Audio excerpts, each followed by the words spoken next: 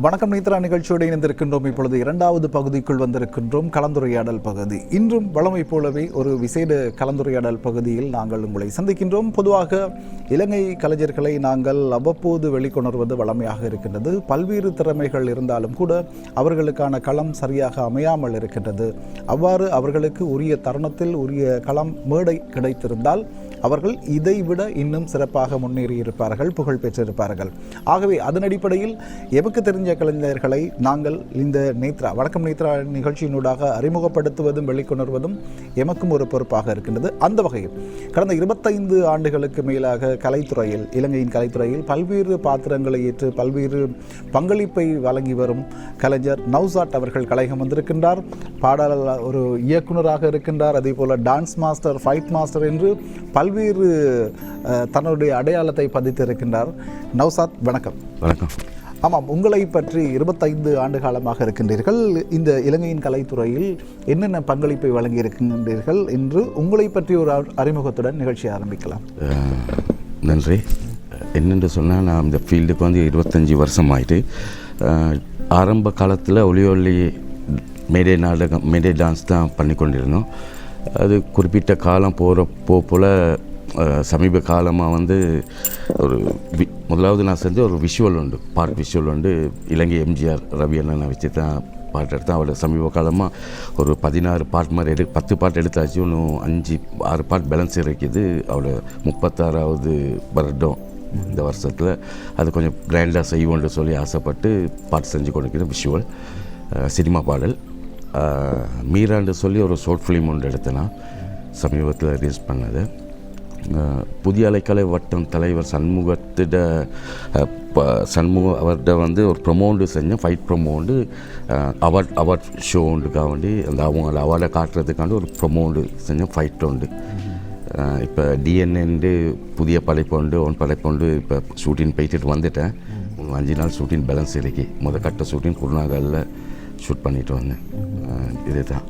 25 வருட காலமாக இந்த கலைத்துறையில் இருக்கின்றீர்கள். உங்களுடைய ஆரம்பம் எங்கிருந்து ஆரம்பமானது? இந்த கலைத்துறைக்கு உங்களுடைய பிரவேசம் எவ்வாறு அமைந்தது? உங்களுக்கு தெரியுமா, அந்த பெட்டால ஓல்ட் டவுன் ஹால் உண்டு, பழைய நகரம். அதில் நான் போய் பார்ப்பேன். அப்போ எனக்குள்ள ஒரு ஆர்வம் ஒன்றுச்சு, டான்ஸ் ஆடணுன்ட்டு. அப்போ என்னோடய ஃப்ரெண்ட் உண்டு ரிஸ்மி தேவாண்டு, என்னை அவர் தான் முத இந்த ஃபீல்டுக்கு அறிமுகப்படுத்தினவர். அதுபடி அப்படியே கோரஸ் ஆடி அதுக்கு ஒரு மெயின் கேரக்டர் செஞ்சு கடவுள்னு சொல்லி இன்றைக்கு இந்த இடத்துல வந்து நிற்கிறேன்.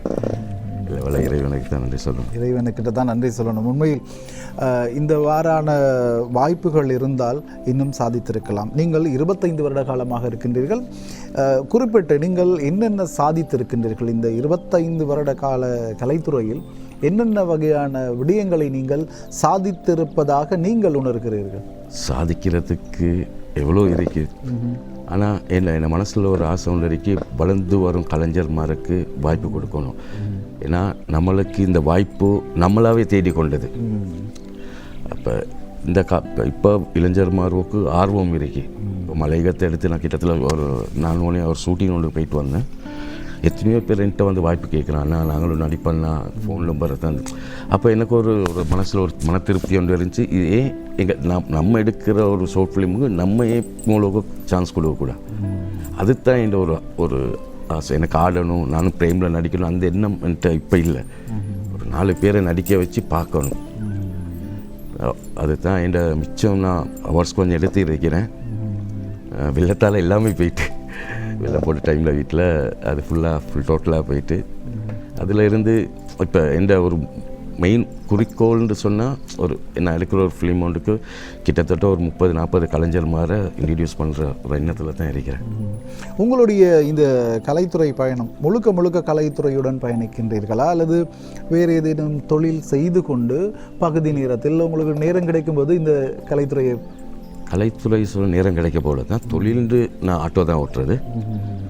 அப்படி இருந்தாலும் என்னத்தை செஞ்சாலும் ஒரு கலைஞனாக பொறுத்தளவுக்கு கொண்டு பார்க்குற டைமில் இது நல்லா இருக்குது, அது மைண்ட் செட்டுக்கு வரும். அப்போ அதை பார்த்து கொஞ்சம் எழுதி பாக்கெட்டில் வச்சுக்கணும், ஏதாவது ஒன்று யூஸ்ஃபுல்லாக உண்டு.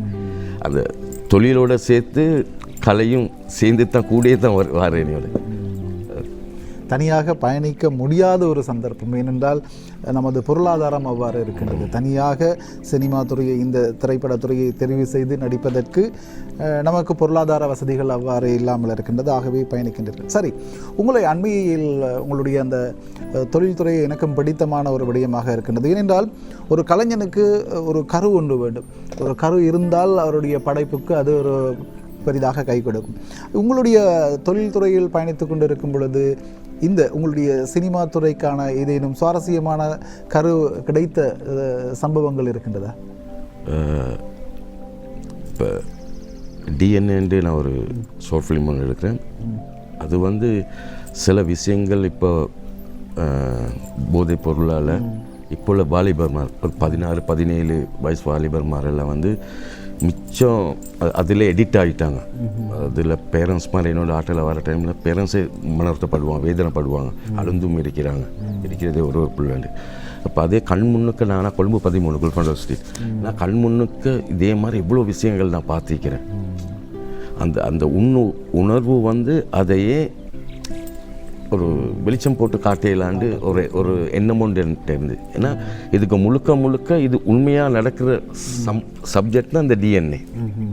இப்போ நீங்கள் உதாரணம் பாருங்கள், ஒரு 13 வயசு பிள்ளைய எடுத்து கொண்டு தூக்கி வீசி போட்டான். ஒரு காசு கொடுக்கலாண்டு அக்காட மவுளை தூக்கி ஃப்ளட்லேஞ்சு வீசுகிறான். காசுக்கான அம்மளை கழுத்தில் கத்திய வைக்கிறான்.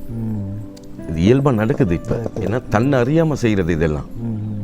அதை ஒரு பிரம்மாண்டம் இல்லாட்டியும் ஒரு சிலருக்கு புரிகிற மாதிரி சரி இந்த டிஎன்ஏ படம் எடுக்கணும்னு சொல்லி தான் ஷார்ட் ஃபிலிம் அதுக்குரிய வேலையை தான் செய்கிறேன். இது தான் என்னோட உள்ளுணர்வு. ஏன்னா என்னை கண்ணால் பார்த்த விஷயங்கள் தான். அதான் இப்போ ஒரு படைப்புகள், ஒரு கலைஞன் சில விடயங்களை, தமது உணர்வுகளை அல்லது சமூகத்தின் அவலங்களை வெளிக்கொணர்வதற்கு இந்த படைப்புகளை பயன்படுத்துவார். நீங்களும் அவ்வாறு செய்கிறீர்கள்.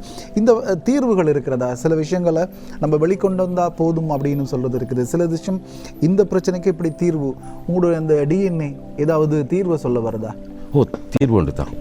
அது இந்த சமுதாயத்தில் நடக்கிறத, இப்போ ரவுடிசம் இருக்கு, இம்பார்ட்டன்ட் ரவுடிசம். இப்போ ரவுடிசம்னா ஒரு வெரைட்டி ரவுடிசம் இருக்கு. இதெல்லாம் உள்கொண்டு வாரை தான். இது ஒரு போதை பொருளுக்கு எடிட் ஆகுறன்னு சொன்னால் எதால் என்ன காரணத்தில் அந்த போதைக்கு எடிட் ஆகுறாங்க, எப்படி பழகுறாங்க, அது சுவாரஸ்யமாக இந்த கதவுளுக்க வரும். அப்படி தான் இதை வெளிப்படுத்துகிறேன். நிச்சயமாக உங்களுடைய அந்த சமூக அக்கறை, சமூகத்திற்காக ஏதேனும் ஒன்றை செய்ய வேண்டும் என்ற அந்த ஒருடைய வேட்கை நிறைவேற வேண்டும் என்பதுதான் நேத்ராவின் பிரார்த்தனையாகவும் இருக்கிறது. உங்கள் பயணம் தொடரட்டும். மீரா படம் டிஎன்ஏ எடுக்கப்பட்டு கொண்டிருக்கும் ஒரு குறும்படம். மீரா திரைப்படம் எடுத்த படம். மீரா படத்தில் என்ன விடயத்தை சமூகத்துக்கு சொல்ல வந்திருக்கிறீர்கள்? அதன் கரு என்னவாக இருக்கிறது? அதுவும் ஒரு பேரண்ட்ஸால் தான். ஒரு பேரண்ட்ஸ் ஒரு பெண் பிள்ளைக்கு கட்டுப்பாடு இருக்கு, அது செய்யவான அது செய்யவான. ஆனால் அந்த கட்டுப்பாடு ஆண் பிள்ளைக்கு இல்லை. அது என்ன ரீசன் தெரியும். மற்ற என் மகள் நல்லா வாழணும், அது எல்லாரும் நினைக்கிற பேரண்ட்ஸும் நினைக்கிறேன் தான். அப்பா அம்மா நல்லா படியாக வாழணும், சந்தோஷமாக வாழணும். மாப்பிள்ளை யார், என்ன இது, அவர் பேக்ரவுண்ட் என்ன பிஸ்னஸ் பண்ணுறான், இல்லை நல்லா வாழ்ந்தால் போதுன்னு மட்டும் நினச்சவே இல்லையே. வசதியான வீட்டில் வாழ்கிறாங்க, என் மகள் வசதியாக வாழறது மட்டும் அர்த்தம் இல்லை. அந்த பிள்ளை சந்தோஷமாக வாழுது, அந்த பிள்ளைக்கு பிடிச்சிருக்குது அந்த வாழ்க்கை, அந்த மாப்பிள்ளைக்காரர் என்ன தொழில் செய்கிறாரு, அதெல்லாம் பார்க்குறதில்ல. அதை மையப்படுத்தி சொன்னேன் கதை தான் அது. அதுவும் ஒரு பிஸ்னஸ்காரவங்க இல்லீகலாக செய்கிற பிஸ்னஸ், அதை கொண்டு தான் அந்த ஸ்டோரியும் ஒரு ஃபேமிலி ஒரு கமிட்டியோடு சேர்த்து ஒரு மெசேஜ் ஒன்று வச்சது. அது குறுகிய காலத்திலே அதை டிசைட் பண்ணி எடுத்துட்டோம் நாங்கள். ஏன்னா அது ஒரு 1.5 நாளில் நாங்கள் ஷூட் பண்ணோம். டிஎன்ஏ ஒரு 6 நாள் ஷூட் பண்ணுறது பிளான் பண்ணியிருக்கிறேன் ஒரு லொக்கேஷனில். மீராட மெயினே அது தான் கரு. சரி, இப்போ காலமாக நம்ம வணக்கம் நேத்ரா நிகழ்ச்சியிலும் அந்த விமர்சனம் அவதூறு சம்பந்தமாக தான் பேசியிருந்தோம். ஒரு படத்தை அந்த விமர்சனம் என்னும் பொழுது உங்களுடைய துறைக்கு அது நிறையவே வரும். ஒரு படத்தை எடுக்கின்றீர்கள், ஏதேனும் பல்வேறு விமர்சனங்கள் வந்திருக்கலாம். அந்த அடிப்படையில் இந்த மீரா திரைப்படத்தில் என்னென்ன மாற்றங்களை செய்திருக்கலாம் அல்லது இப்படி செய்திருக்கலாம் என்று உங்களுடைய வந்த விமர்சனங்களிலிருந்து உங்களுக்கான அந்த நெருடலை ஏற்படுத்தி அல்லது இப்படி செய்திருக்கலாம் அப்படின்னு ஒரு தோற்றம் வந்தது? அது கட்டாயம் நீங்கள் வரும். அது ஒரு கலைஞருக்கு வரலாட்டி தான் அது பெரிய பிரச்சனை. மீரா பொறுத்த அளவுக்கு முதலாவது எங்களோட மெயின் பிரச்சனை டப்பின் கொஞ்சம் அது ஒரு மிச்சம் பேர் விமர்சனம் பண்ணி உண்டு. டப்பின்ல கொஞ்சம் கவனம் செலுத்தஞ்சு தானே சொல்லி அது இம்பார்ட்டன்ட். ரெண்டாவது வந்து ஏன்னா இன்னும் டைம் எடுத்து அந்த செய்யணுச்சு தானே குயிக்காக பண்ணிட்டோம். இன்னும் கொஞ்சம் டைம் எடுத்து கொஞ்சம் ஸ்லோவாக செய்ய இருந்துச்சுன்னு அந்த ஒரு இதுவும் இருந்தது. அது ஒரு சிலர், எல்லாரும் இல்லை, எல்லாரும் சொன்ன ஒரே ஒரு வார்த்தை டப்பின்ல கொஞ்சம் கவனம் செலுத்த இருந்துச்சு தானே என்று சொன்ன வார்த்தை. அதுதான் விமர்சனம் கூடதே வந்தது. இப்பொழுது இந்த குறும்படம், உண்மையில் அந்த நெடும்படம் எடுப்பதற்கு பெரிய அளவிலான பொருட்செலவுகள் இருக்கிறது. அதற்காகத்தான் நாங்கள் குறும்படம் எடுக்கின்றோம். இந்த குறும்படம் எடுக்கும் பொழுது நீங்கள் உங்களுடைய நிலையிலிருந்து என்னென்ன பொருளாதார ரீதியில் நெருக்கடி நிலை வருகிறதா, என்னென்ன சவால்களை நீங்கள் சந்தித்திருக்கிறீர்கள்? குறும்படம் எடுக்கிறேன்னு சொன்னாலே சவால் தான். ஏன்னா பொருளாதார பிரச்சனை தான். என் ஃப்ரெண்டு உண்டு நிமாலிண்டு, அவங்க தான் இந்த படத்துக்கு டிஎன்ஏக்கு ஸ்டோரியை சொன்னேன். க்ளோஸ் ஃப்ரெண்டு, அவங்க தான் ஸ்பான்சர் பண்ணுறாங்க. மற்றது ஆர்டிஸ்ட்ன்னு சொன்னால் நான் ரொம்ப கொடுத்து வச்சேன் சொன்னால் யாருமே என்கிட்ட பேமெண்ட் பற்றியே பேசலை. நௌஷார் இப்போ ஷூட்டிங் சொல்லு மச்சான், என் ரோல் என்ன நான் வந்து செஞ்சு தரேன், கேர்ள் ஆகிக்கணும் பாய் ஆகிக்கட்டும், யாரை இன்ன வரைக்கும் யாருக்கும் ஒரு பேமெண்ட்னு சொல்லி என்கிட்ட கேட்கல. டிரான்ஸ்போர்ட் மட்டும் குருநாகலை கூட்டிகிட்டு போனேன், சாப்பிட்டது வந்தது நடித்தது போனோம். இன்ன வரைக்கும் இப்போ இருந்தாலும் கால் நேற்று கூட ஒரு ஃப்ரெண்ட் ஒன்று கால் மச்சான் மறுபடியும் ஷூட்டிங் எப்போ மச்சா வச்சுக்கிறாங்க. நான் சொன்ன கொஞ்சம் மழை சீசனையும் முடியட்டோண்டு அது நிமான்லேக்கு நன்றியை சொல்லணும். அவங்க தான் இந்த படத்தை வந்து தயாரிக்கிறாங்க. சரி, இப்பொழுது இது பொதுவாகவே இந்த தென்னிந்திய திரைப்படங்களின் தாக்கம் அது நமது இலங்கை கலைப்படைப்புக்கு ஒரு சவாலாக இருக்கிறதா இல்லையா, அல்லது அது ஒரு எடுத்துக்காட்டாக இருக்கிறதா? உங்களுடைய பயணத்துக்கு அது எவ்வாறு, எந்த வகையில் ஒத்துழைப்பு வழங்குகிறதா அல்லது பாதிப்பாக இருக்கிறதா? இல்லை, ஒத்துழைப்பு தான் பாதிப்பாக இருக்கு. அப்போ நான் சமீபத்தில் அந்தோனின்னு படம் நம்ம நாட்டு ரொம்ப நல்லா இருந்துச்சு அந்த படம். இப்போ அது மாதிரி தான் வந்து ஒரு கலைஞர்மாருக்கு ஒரு ஐடியா இருக்கும், நாங்கள் இப்படி பண்ணுவோண்டு. ஏன்னா ஒரு தென்னிந்தியன் படம் வந்து எங்களுக்கு ஒரு முன்னுதாரணம் மாதிரி தானே. நம்ம நாட்டில் என்னென்று சொன்னால் வந்து நம்ம நாட்டில் இந்தியா ஃபிலிமுக்கும் நம்ம நாட்டு ஃபிலிமுக்கும் மிச்ச வித்தியாசம் இருக்கு. ஏன்னா மக்கள் தொகையும் பார்த்தாலும் அப்படி எங்கள் மற்ற தமிழ் பேசுகிற கலைஞரும் தமிழ் பேசுகிறவங்க நாங்கள் சரி குறவு. அதால் வந்து இப்போக்கு விட இப்போக்கு எவ்வளோ பெட்டர். ஏன்னா அப்படியெல்லாம் இல்லை. நாங்கள்லாம் ஒலியொலி ஆடுற காலத்தில் வந்து இப்படி படமெல்லாம் ஒரு சிலர் எடுத்திருப்பாங்க. இப்போ எல்லோரும் எடுக்கிறாங்க, ஷார்ட் ஃபிலிம் எடுக்கிறாங்க, ஃபியூச்சர் ஃபிலிம் எடுக்கிறாங்க. இப்போ கிழக்கு மாநில யாழ்ப்பாணம்லாம் பார்த்தோன்னு சொன்னால் ரொம்ப நல்லா ஒரு வீடியோ எடுக்க பார்க்குற டைமில் அது ஒரு பரவாயில்லையே அப்படின்னு தோணுது. அது வாழ்த்துக்கள். இப்போ வளர்ந்து வர கலைஞ்சி மரம் மிச்சம் போயிருக்கேன். ஃபோனில் எடுக்கிறோம் அசால்ட்டாக. நாங்களாம் கேமராவை போட்டு இருக்கணும். ஃபோனில் அசால்ட்டாக 2-3 பேர் இருந்து வீட்டுக்கு இருந்து டீ கடை தெரிஞ்சு எடுக்கிறேன். அது பார்க்குறதுக்கு சந்தோஷமாக இருக்குது.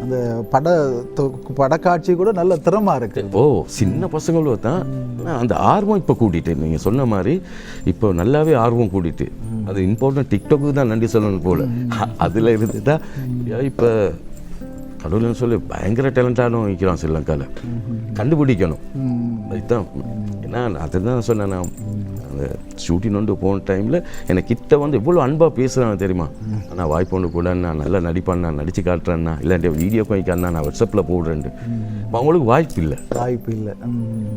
அதுதான். ஏன்னா வந்து நம்ம இப்போ ஒரு சிலர் இப்படித்தானே நம்மளோட ஆட்களுக்கே தான் வாய்ப்பு கொடுக்குறேன். அது வந்து நம்மளோட ஆட்களுக்கு வாய்ப்பு கொடுக்கத்தான் வேணும். அதோடு சேர்த்து ஒரு 10 ஒரு 15 ஒரு நாள் புதுசாக ஆக்ட் பண்ணணும். இப்போ நல்லா நடிச்சேன்னா அவரை பார்த்து இன்னொரு ஆள் வாய்ப்பு கொடுப்பான்னு நான் அவர் ஒரு 2 பேரை கூட்டிகிட்டு போவார் தானே. அதுதான் நம்ம செய்யக்கூடிய வேலை. அதுதான் இடையில இப்போ எல்லாமே பழைய ஆர்டிஸ்ட் மாதிரி 2-3 பேர் தான் எல்லாம் புதுமுகம் தான் நான் இன்ட்ரடியூஸ் பண்ணிக்கிறேன். பக்காவை நடிக்கிறான் பிரேமில்.